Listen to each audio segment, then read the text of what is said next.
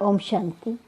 जीवन को पलटाने वाली एक अद्भुत जीवन कहानी भाग 2 पार्ट 18 पेज नंबर 9 to 26। पिताश्री के लौकिक तथा अलौकिक जीवन के कुछ प्रेरणादायक प्रसंग। पिताश्री ब्रह्मा, जिन्हें लोग स्नेह से दादा कहते थे और जिनकी अद्भुत जीवन कहानी के कुछ वृत्तांत हम भाग 1 में लिख आए हैं, उसका वास्तव में सारा ही साकार जीवन एक प्रबल प्रेरणा का स्रोत था। परमपिता परमात्मा शिव का माध्यम बनने से काफ़ी समय पहले, जब वे जवाहरात का व्यापार करते थे और गृहस्थ एवं सांसारिक संबंधों के लेन देन में लगे हुए थे, तब भी उनका व्यवहार और आचार लाखों करोड़ों लोगों से श्रेष्ठ था। निसंदेह दिव्य साक्षात्कारों तथा परमात्मा शिव के दिव्य प्रवेश के बाद तो उनके विचारों एवं संस्कारों में अनुपम परिवर्तन आया ही, परंतु उससे पहले का उनके भक्ति काल का जीवन भी सामान्य जनों के जीवन से बहुत ही ऊंचा था। इसी प्रसंग में उनके जीवन से ऐसे बहुत से उदाहरण दिए जा सकते हैं, परंतु हम यहाँ उनके भक्ति काल के पुरुषार्थ के बारे में 2-4 वृत्तांत प्रस्तुत करेंगे। दादा की लौकिक बहू ब्रिजेंद्रा बहन जी बताती है कि एक बार बाबा जब अपने जवाहरात के व्यापार केंद्र में अपनी गद्दी पर बैठे जवाहरात की एक पुड़िया का मूल्यांकन कर रहे थे, तो उन्हें अचानक ही कहीं जाना पड़ गया। दादा अपनी गद्दी के सामने रखे शीशे के एक बक्स पर वह पुड़िया यूं ही खुली छोड़कर अपने व्यापार स्थान से चले गए, क्योंकि उन्हें यह ख्याल था कि कोई चोरी की घटना तो घटेगी नहीं, कारण कि उनकी दुकान पर कार्य करने वाले सभी लोगों में उनका पूर्ण विश्वास था। परंतु उस दिन अचानक ही एक सुनार, जो बाबा से श्रृंगार और जेवर बनाने के ऑर्डर लेकर जाता था, उनके छोटे बच्चे बाबा की अनुपस्थिति में वहां आए थे और वे उस पुड़िया में से कुछ जवाहरात उठाकर चंपत हो गए थे। जब बाबा वापिस अपनी गद्दी पर लौटे और पुड़िया में पड़े जवाहरात से उनका काम पड़ा, तो उनकी पैनी दृष्टि और अचूक स्मृति ने यह तुरंत जान लिया कि उनमें से कुछ जवाहरात निकल गए हैं। उन्हें दुकान पर कार्य करने वाले सभी कार्यकर्ताओं में तो पूर्ण विश्वास था ही कि उन्होंने तो ये लिए ही नहीं होंगे। अतः उनमें से तो किसी को भी बाबा ने एक शब्द भी ऐसा नहीं कहा जो उनके विश्वास के भंग होने का सूचक हो। बाबा ने उनसे केवल इतना ही मालूम किया कि उनकी अनुपस्थिति में कौन आया था और कौन उनकी गद्दी वाले कमरे में गया था। जब उनको यह मालूम हो गया कि अमुक सुनार के बच्चे वहां आए थे, तो वे तुरंत ही अपनी गाड़ी में किसी को साथ लेकर उस सुनार के घर पहुंचे। सुनार तो अपनी दुकान पर था और उसका बड़ा बच्चा भी दुकान पर ही था।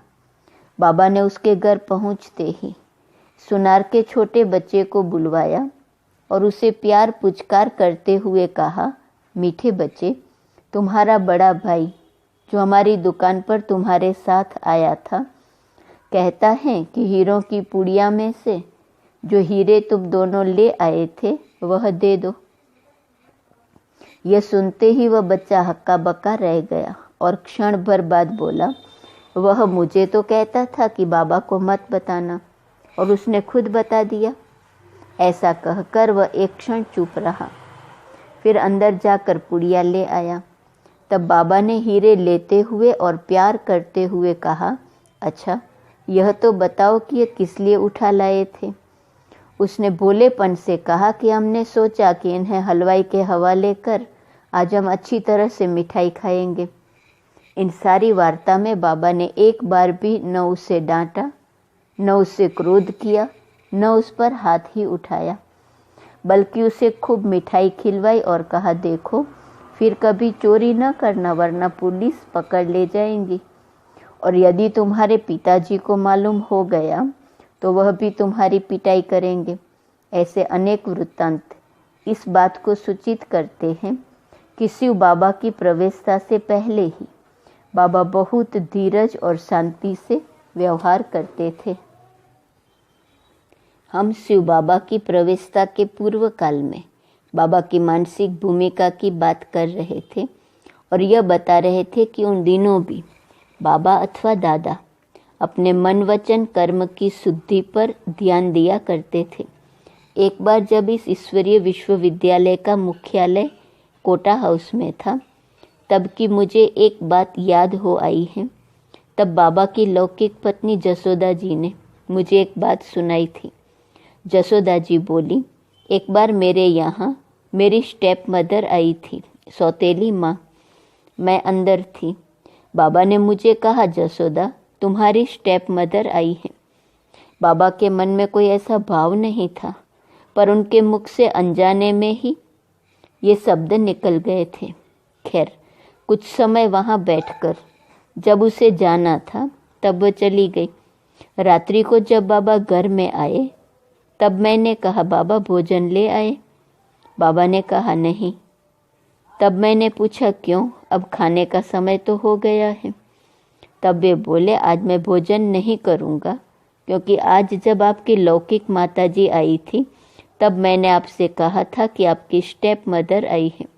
आपकी माताजी ने यह सुना होगा तो उन्हें दुख अनुभव हुआ होगा। उनकी दुखानुभूति का स्पंदन मेरे मन को स्पर्श कर रहा है। अब मैं जब तक उनसे क्षमा न मांग लूं तब तक मैं भोजन नहीं करूँगा। कहने के बावजूद भी उस रात्रि को बाबा बिना भोजन किए ही सो गए। दूसरे दिन अमृत वेले मुझे साथ ले बाबा अपने ससुराल में गए। बाबा को देखकर उनके ससुराल के सभी लोग बहुत खुश भी हुए और कुछ सोचने लगे कि इस समय अनायास ही बाबा कैसे आए हैं। जब मेरी माताजी पास आई तो बाबा बोले, कल आपके वहाँ आने पर मैंने ठीक शब्द नहीं बोले। अवश्य ही मेरी बात सुनकर आपको मानसिक कष्ट हुआ होगा। उसके लिए मैं आपसे क्षमा मांगने आया हूँ। मेरी स्टेप मदर घूंघट किए हुए थी और वे घूंघट में ही मुझसे कह रही थी कि ऐसी तो कोई बात नहीं है। इतना कहकर वे चुप हो गई। बाबा ने कहा, नहीं नहीं, आपको मेरी बात बुरी अवश्य लगी है। तब मैंने भी कहा, माताजी आप स्पष्ट बता दीजिए ना। कल रात को इन्होंने इस बात के कारण न खाना खाया न ही दूध पिया। अब भी अगर आप नहीं बताएंगी तो हो सकता है कि प्रायश्चित के रूप में खाना ही न खाए। यह सुनकर उसने कहा, और तो कोई बात नहीं, परंतु इन्होंने आपसे यह जो कहा था कि आपकी स्टेप मदर आई है, यह मुझे नहीं भाया। स्टेप मदर यह नाम खराब है ना। मैंने सोचा कि मैं आपसे व्यवहार तो ठीक ही करती हूँ, तब मालूम नहीं कि इन्होंने मुझे यह नाम क्यों दिया। उनका वाक्य पूरा होते ही बाबा ने झुक कर कहा, मुझे माफ़ कर दीजिए। इस प्रकार जसोदा जी ने मुझे बताया था कि अपने दामाद के ऐसे शब्द सुनकर मेरी माता और मेरे पिता दोनों रोने लग गए, क्योंकि उन दिनों यह रिवाज था कि सास ससुर ही दामाद का सम्मान करते थे। तब मैंने भी उनसे कहा कि अब माफ़ कर दो।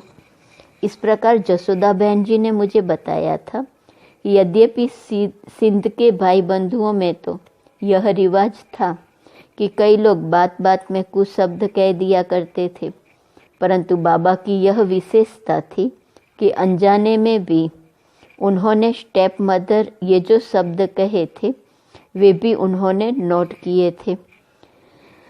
बाबा के निकटवर्ती संबंधियों से जब हम बाबा के ऐसे जीवन व्रत सुनते हैं तो उससे यह स्पष्ट विदित होता है कि शिव बाबा की प्रवेशता से पहले दादा दिनों दिन अधिकाधिक अंतर्मुखी होते गए थे और कुछ गहरे स्व चिंतन में लग गए थे।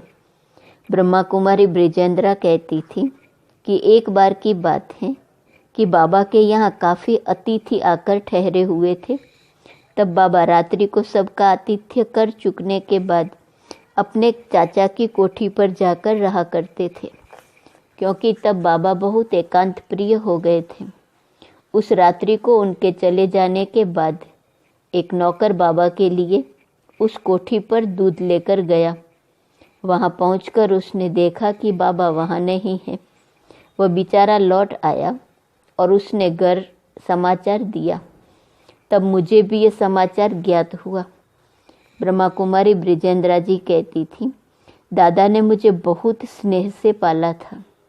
जब नौकर ने मुझे यह समाचार दिया तो मेरा मन स्नेहवश कुछ घबरा सा गया। तब बाबा के बड़े लौकिक भाई नवल राय जी ने दूसरे भंडारी को बाबा को ढूंढने के लिए भेजा और एक ड्राइवर को लेकर स्वयं भी ढूंढने गए। उन्होंने देखा कि एक चर्च के निकट एक अच्छा ऊंचा सा स्थान था, जहाँ एकांत और शांतिपूर्ण वातावरण था। बाबा भी उन दिनों एकांत और शांति ही पसंद करते थे, अतः वहाँ ऐसा वातावरण देखकर वे वहीं एक बेंच पर बैठे गहरे चिंतन में निमग्न हो गए थे। भाई ने पीछे आकर उनकी पीठ पर हाथ रखा। दादा ने पीछे मुड़ते हुए उन्हें देखकर कहा, भाऊ अभी चलता हूँ। बाबा ने ख्याल नहीं किया था कि उन्हें कोई ढूंढने उनके पीछे चला आएगा। उन दिनों वे मनन चिंतन में ही रहते थे। ब्रिजेंद्रा जी कहती थी कि दूसरे दिन बाबा के चाचा की कोठी के महाराज को हमने कहा, जब बाबा उस कोठी पर नहीं थे तो आपको चाहिए था कि आप हमें बताते। वह बोला, राधा जी क्या बताऊं, वह तो सारी सारी रात तपस्या में बैठे रहते हैं। विशेष तौर पर चांदनी रात को तो वे काफ़ी देर तक प्रभु चिंतन करते रहते हैं। अभी पिछले दिन भी ऐसा ही तो हुआ। देखा जाए तो साकार बाबा अपने भक्ति काल में ही भगीरथ पुरुषार्थ में ही लग गए थे। तभी तो वे शिव बाबा के भाग्यशाली रथ बने और ज्ञान गंगा को उतारने के निमित्त बने। कुछ वर्ष पूर्व बाबा के अपने ही हाथों से लिखी जो एक कॉपी मिली थी, उससे यह स्पष्ट विदित होता था कि शिव बाबा की प्रवेशता से पहले उनकी मानसिक भूमिका कैसी थी। नमूने के तौर पर यदि एक पन्ने को लिया जाए तो उस पर कुछ इस प्रकार से लिखा था कि रे मन मंत्री, आज मैंने तुमसे बात करनी है। जब मैं आत्मा ही राजा हूँ, तब तुम मुझ आत्मा की आज्ञा अनुसार क्यों नहीं चलता। इस प्रकार अंतर्मुखी होकर अपने को सुधारने और संवारने की ही प्रबल चेष्टा उनमें स्पष्ट दिख पड़ती है। हमने ऊपर बाबा की भक्ति काल के अंत की मानसिक भूमिका के चित्रण के लिए कुछ एक वृत्तांतों का उल्लेख किया है, जो कि किसी अंश में हमारे भाव को स्पष्ट करते हैं। इस भूमिका से पहले भी अपने सामान्य जीवन में बाबा बहुत व्यवहार कुशल थे। वे किसी कार्य को सिद्ध करने के लिए क्रोध, रोब, रोष या हिंसा आदि की भावना का आधार लिए बिना चातुर्य, युक्ति बल और स्नेह आदि का ही प्रयोग करते थे। इस विषय में ब्रह्मा कुमारी निर्मल शांता जी ने जो एक बात सुनाई थी, उसका यहाँ उल्लेख करना असामयिक नहीं होगा। ब्रह्मा कुमारी निर्मल शांता जी, जो लौकिक नाते से दादा की सुपुत्री होती हैं, उन्होंने किस्सा यूँ सुनाया था। एक बार की बात है कि हम बच्चे बाबा की दुकान से कुछ हीरे उठाकर ले आए। हमारे लिए तो ये हीरे बच्चों के कांचों के समान थे। इनकी बहुत आकर्षक चमक दमक देखकर हम इन्हें खेलने के लिए लाए। खेल खेल में तो हमसे ही वो गुम ही हो जाते, ऐसा संभव था। जब बाबा को इस बात का पता चला कि हम बच्चे लोग बहुत कीमती हीरों में से कुछ हीरे उठाकर खेलने के लिए लाए हैं, तब भी बाबा ने न हमें डांटा, न डपटा और न ही वो मूल्यवान रत्न हमसे ज़बरदस्ती लेने की कोशिश की। बाबा हमारे पास आए और बड़े स्नेह से कहने लगे, बाबा ने ये हीरे तुम्हारे लिए ही तो रखे हुए थे। बाबा तुम सबको इनकी एक एक अंगूठी बनवा कर देंगे, जो तुम्हारे हाथों में बहुत सुंदर लगेंगी। बस फिर क्या था, अंगूठे के प्रलोभन में हमने वे हीरे भी जल्दी से बाबा को दे दिए। फिर बाबा ने सचमुच ही हम सबको उन हीरों में और हीरे मिलाकर अंगूठी बनवा कर दी। तो देख लीजिए किस प्रकार बाबा स्नेह और युक्ति बल से सहज ही काम निकाल लेते थे। वे न तो उत्तेजित होकर अपनी वाणी को उग्र बनाते थे, न ही बच्चे उनसे डरकर सहमे हुए से रहते थे। केवल यही नहीं, बाबा में और भी कई विशेषताएं थी। ब्रह्मा कुमारी निर्मल शांता जी कहती हैं कि बाबा में दान वृत्ति बहुत प्रबल थी। सिंध में एक विशेष त्योहार के अवसर पर कुछ न कुछ अवश्य दान दिया जाता था।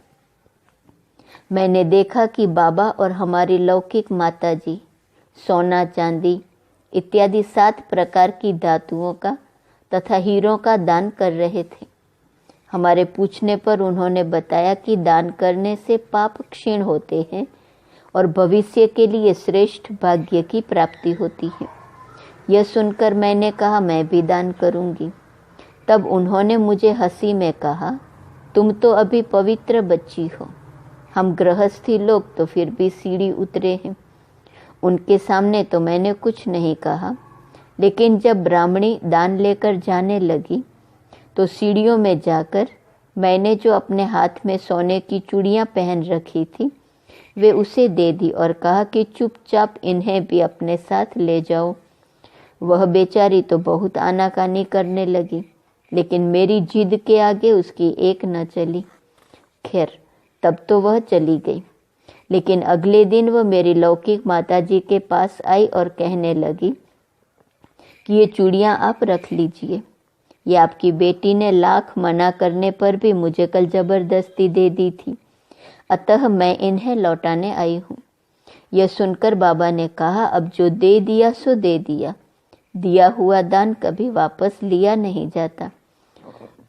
ज्ञान प्राप्ति के पश्चात जिन्होंने साकार बाबा को नहीं देखा वे शायद ही इस बात का एहसास करते होंगे कि बाबा अपने व्यापारी जीवन में काफ़ी धन दौलत के मालिक थे, क्योंकि बाबा ने कभी भी स्पष्ट रूप से यह नहीं बताया कि कितने लाखों की संपत्ति के वह मालिक थे। यद्यपि कभी कभी ये बताया करते थे कि कलकत्ते के जवाहरात के व्यापारी उनके बड़े व्यापार के कारण उन्हें खिदरपुर का नवाब कहते थे, परंतु बाबा की संपत्ति का कुछ संकेत एक वृत्तांत से लगाया जा सकता है, जो दादा की लौकिक बहू राधिका जी अपने विवाह के प्रसंग में सुनाती हैं।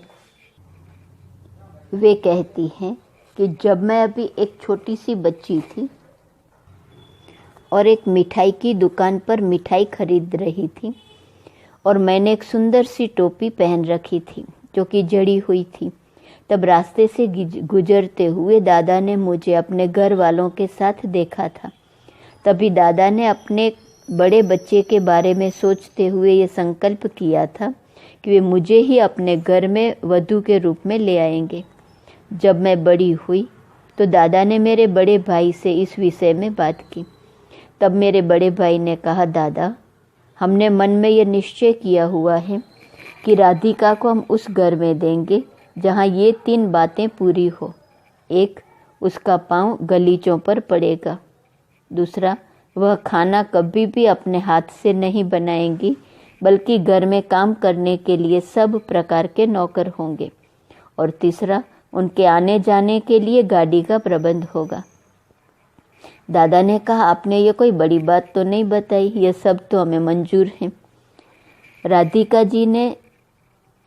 जी के भाई ने अवश्य ही अपने किन्हीं विश्वसनीय लोगों से चर्चा की होगी और उन्होंने उसे दादा के इस प्रस्ताव को स्वीकार करने का सुझाव दिया होगा, परंतु दादा चूंकि उन दिनों अपने व्यापार के कारण अधिकतर कलकत्ता और बम्बई इत्यादि में रहते थे और कराची में थोड़े थोड़े समय के लिए ही अपने स्थान पर आकर रहते थे, इसलिए मेरे बड़े भाई कलकत्ते जाकर ठीक रीति से सब देखरेख करना चाहते थे। अतः कुछ समय के पश्चात वे दादा को सूचित करके कलकत्ता पहुँचे। दादा ने उनका आतिथ्य किया और उनके रहने सहने की व्यवस्था की।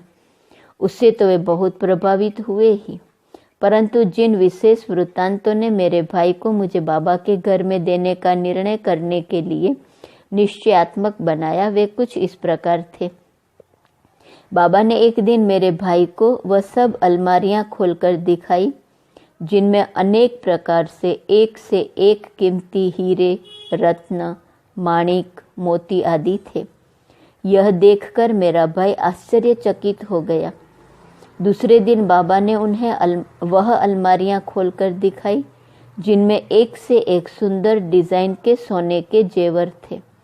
इसको देखकर वे दंग रह गए, क्योंकि बहुत ही मूल्यवान थे। तीसरे दिन बाबा ने उन्हें चांदी के अनेक प्रकार के बर्तन और श्रृंगार दिखाए। इस प्रकार वे इतने खुश होकर आए और उन्होंने आकर इस बात की यहाँ चर्चा की कि दादा लखीराज तो बहुत ही धनाढ्य व्यक्ति हैं। मेरा अपना लौकिक परिवार भी धन दौलत से संपन्न था, इसीलिए ही मेरा भाई देखने गया था कि दादा कितने धनवान हैं, और वह खुश होकर लौटा था। बाबा ने स्वयं अपने बारे में पहले ही से उन्हें यह नहीं बताया था कि उनके जवाहरात का व्यापार इस कोटि का है। ज्ञान काल में भी जब कोई बाबा के सन्मुख ऐसी चर्चा करता कि बाबा ने लाखों की संपत्ति ईश्वरीय सेवा में लगा दी, तो बाबा सदा कहते, बच्चे, शिव बाबा हमें जन्म जन्मांतर के लिए जितना दे रहे हैं उसकी तुलना में तो बाबा ने कुछ भी नहीं दिया।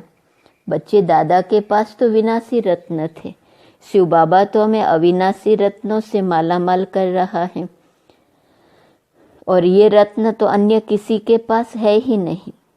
या तो वे कहते, वत्सो हमने दिया क्या है, बाबा किसी से कुछ लेता थोड़े ही है, इस दुनिया का तो सब कुछ डूब जाने वाला है, इसलिए हमने तो बाबा के पास इंश्योर करा दिया है।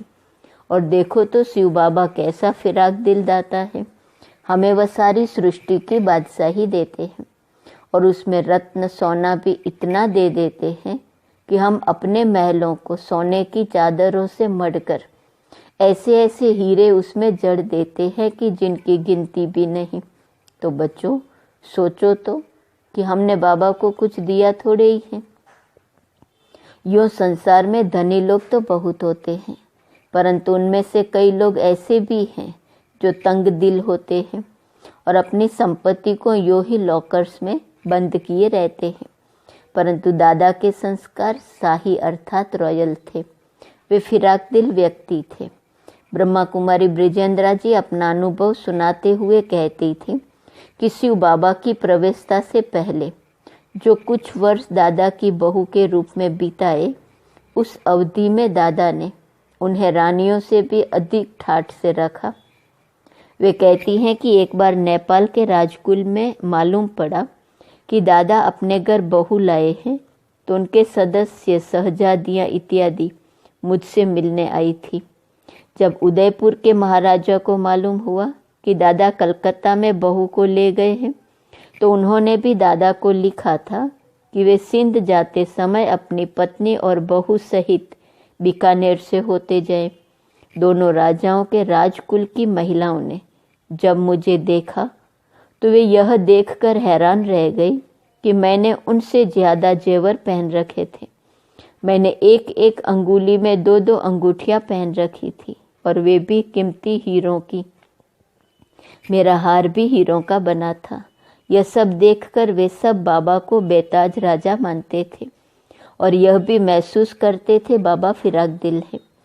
परंतु जैसे जैसे बाबा अधिकाधिक अंतर्मुखी होते गए, उनका मन इन चीज़ों से हटता गया और उन्हें ये श्रृंगार फीके दिखाई देने लगे, और आखिर सुनहरी शब्दों में लिखी जाने वाली इतिहास की वह घड़ी आई जब शिव बाबा ने फिराक दिल और राजकुलोचित संस्कार वाले, साधारण और साथ साथ उच्च जीवन प्रणाली वाले दादा के रथ को माध्यम रूप में अपनाया। दादा के तन में शिव बाबा की प्रवेशता होने पर जलवा ही और था। ब्रह्मा कुमारी संतरी जी ने एक बार बताया था कि बाबा के भवन के सामने ही विश्व किशोर जी का घर था। उनके निमंत्रण बाबा एक बार वहाँ गीता सुनाने गए। जब बाबा प्रवचन कर रहे थे तब वहाँ सभा में बैठे बहुत से व्यक्तियों को बाबा के तन से श्री कृष्ण का साक्षात्कार हुआ। शांति का अनुभव तो सभी को हुआ ही, परंतु अनेकानेक को दिव्य साक्षात्कार होने के कारण शहर में धूम मच गई कि बाबा के सत्संग में जाने पर सहज ही साक्षात्कार हो जाता है। कई लोग ये कहने लगे कि श्री कृष्ण ने ही दादा का रूप लिया है। इस प्रकार सत्संग में काफ़ी लोग आने लगे, परंतु उन्हें यह तो मालूम ही नहीं था कि दादा कृष्ण नहीं बल्कि परमपिता परमात्मा शिव ही दादा के माध्यम से उन्हें भविष्य में आने वाले श्री कृष्ण का साक्षात्कार करा रहे हैं। हाँ, इसमें संदेह नहीं कि स्वयं दादा भी उन दिनों खूब रूहानी मस्ती में रहते थे। उन दिनों बाबा की रूहानी मस्ती और शिव बाबा का पार्ट विचित्र ही था। लोगों को खूब साक्षात्कार होते थे। ब्रह्मा कुमारी ब्रिजेंद्रा जी बाबा की अंतर्मुखता तथा उनकी तपश्चर्या इत्यादि को देखकर बहुत प्रभावित हुई थी। एक बार एक विशेष दृश्य उनके सामने आया, जिसके बाद इस ईश्वरीय परिवार में उनका भी पार्ट शुरू हुआ। इस वार्ता को वे यूं वर्णन करती हैं। एक बार बाबा भोजन करने बैठे थे। मैं उनके सामने भोजन की थाली लेकर गई। ज्यों ही मैं उनके सामने पहुंची और उनकी ओर मेरी दृष्टि गई तो मुझे बाबा के स्थान पर सजे सजाए श्री कृष्ण ही दिखाई दिए। मैं आश्चर्यचकित हो गई कि यहाँ कुर्सी पर श्री कृष्ण कैसे बैठे हैं। थाली मेरे एक हाथ में थमी रही और मैं उधर देखती ही रह गई। पहले जब मैं बाबा के सामने जाया करती थी तो घूंघट किया करती थी, परंतु अब जब मैं घूंघट करने ही वाली थी तो सामने श्री कृष्ण दिखाई दिए। मैं भी श्री कृष्ण के सामने भला घूंघट क्यों निकालती। मुझे लगा कि मेरे ससुर के रूप में साक्षात भगवान मुझे स्वयं आ मिले हैं। तब मुझे रूहानी नशा सा चढ़ गया और तब से घूंघट निकालना मुझसे छूट गया। उस समय यह ज्ञान तो नहीं था कि दादा को देखने से श्री कृष्ण का साक्षात्कार क्यों होता है। यह ज्ञान तो धीरे धीरे बाद ही में मिला, परंतु इससे मेरे जीवन का नया अध्याय खुला। इसके थोड़े ही दिनों बाद मुझे विष्णु चतुर्भुज रूप का भी साक्षात्कार हुआ। सजा सजाया दिव्य प्रकाशमान रूप था। इन सब अलौकिक वृत्तांतों से मुझे श्रृंगार सज धज सब सहज रीति से छूटते गए और मैं रूहानियत के रंग में पूरी तरह रंगती गई, जिसकी एक लंबी दास्तान है। शिव बाबा की प्रवेशता के बाद तो बाबा के चरित्र ऐसे अलौकिक दिखाई देते थे कि यह कहना भी मुश्किल होता था कि कौन से कार्य शिव बाबा के थे और कौन से ब्रह्मा बाबा के। धार्मिक ग्रंथों में, विशेषकर शैव ग्रंथों में सायुज्य, सामीप्य और सारूप्य इन तीनों शब्दों का विशेष वर्णन मिलता है। आगमों में 3 प्रकार की मुक्ति के वर्णन में इन 3 शब्दों का विशेष रूप से प्रयोग किया जाता है, परंतु साकार बाबा के जीवन पर एक नए अर्थ में ये तीनों ही विशेषण चरितार्थ होते थे और उनकी अव्यक्त अवस्था पर तो ये और ही ज़्यादा सार्थक रूप में अनुभव किए जाते हैं। ब्रह्मा बाबा का शिव बाबा से अनन्यतम योग था। दोनों में ऐसा सायुज्य था कि मानो एक दूसरे की राय के बिना अथवा एक दूसरे से अलग होकर वे कोई कार्य करते ही नहीं थे। उनमें सामीप्य भी इतना था कि वे 2 न होकर एक ही मालूम होते थे। मन से, बुद्धि से, गुणों से वे एक दूसरे के ऐसे निकट जुड़े थे कि जुड़वा से भी ज़्यादा उनके कर्तव्य भी एक रूप से ही हो गए थे। और ब्रह्मा बाबा का साकार रूप ही तो शिव बाबा का भी साकार रूप था और ब्रह्मा बाबा की शब्दावली भी तो एक रूप ही लेती गई थी।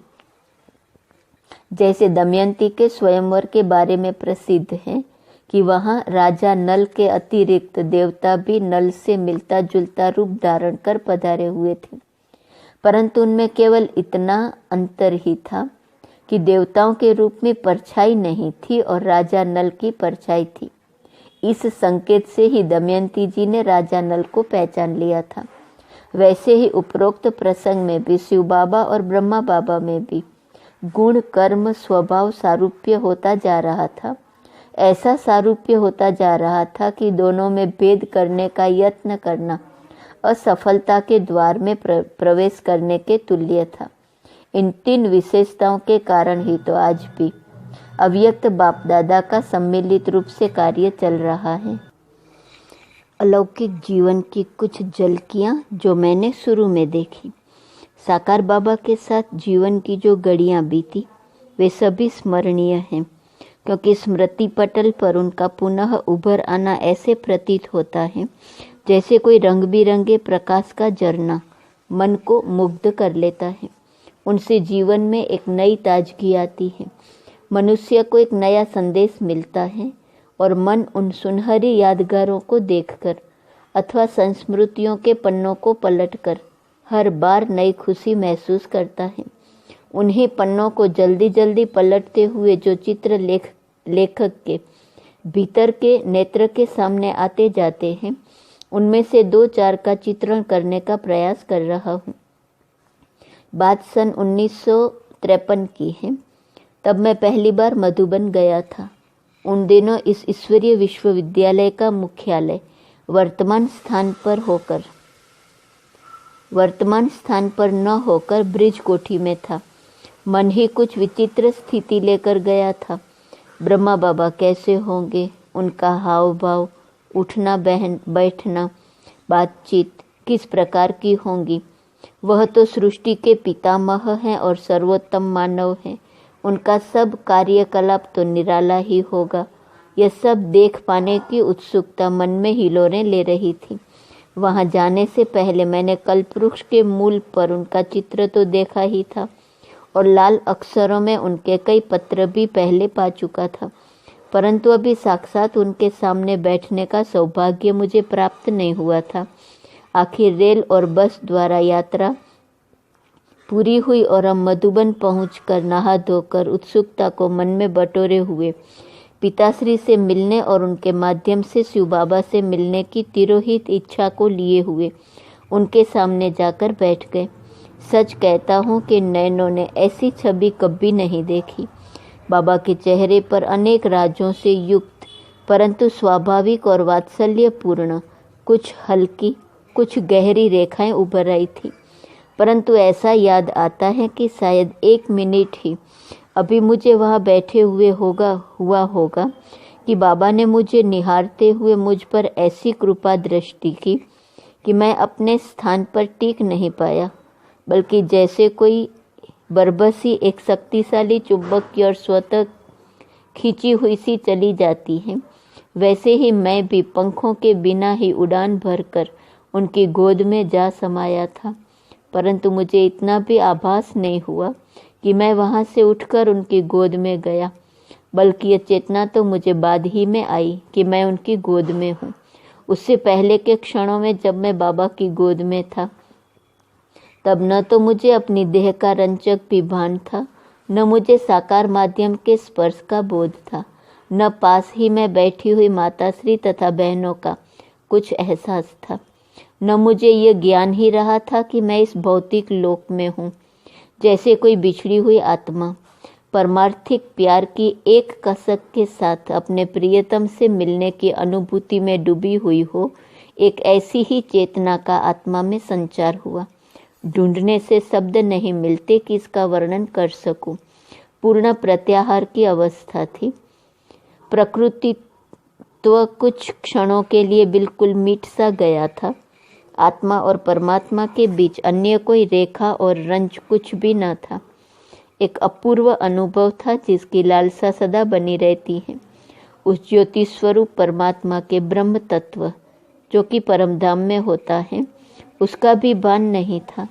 मानो शिव बाबा और मेरे बीच का फासला भी समाप्त हो चुका था। काल भी वहाँ अनुपस्थित था। फिर अनायास ही कुछ ऐसे शब्द सुनाई पड़े, बच्चे बच्चे, ओ मीठे बच्चे, अब तो बाप के पास आ गए हो, अब तो आ मिले हो। ऐसा लगता था कि ये शब्द मेरे भीतर के कान सुन रहे हैं। यद्यपि ये शब्द साकार बाबा के माध्यम से उच्चारे गए थे, ऐसा मुझे बाद में बताया गया। अब धीरे धीरे मुझे महसूस हुआ कि मैं उस पिता की शीतल गोद में हूँ, और लगा कि जिस चीज़ की मुझे उस जीवन के बचपन से तलाश थी, जिससे मिलने के लिए मेरे मन में जन्म जन्मांतर से आशा थी, आज मेरा उससे मिलन हुआ है।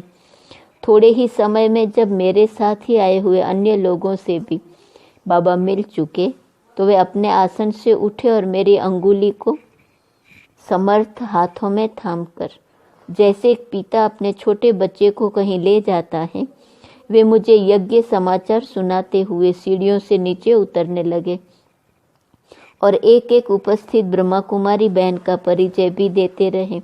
और साथ साथ उन्होंने मुझे सारा घर, यहाँ तक कि स्टॉक के बंद कमरे को भी खुलवा कर दिखा दिया, जैसे कि चिरकाल के बाद आए किसी बच्चे को बाप अपने घर का सारा समाचार निसंकोच होकर सुना देता है।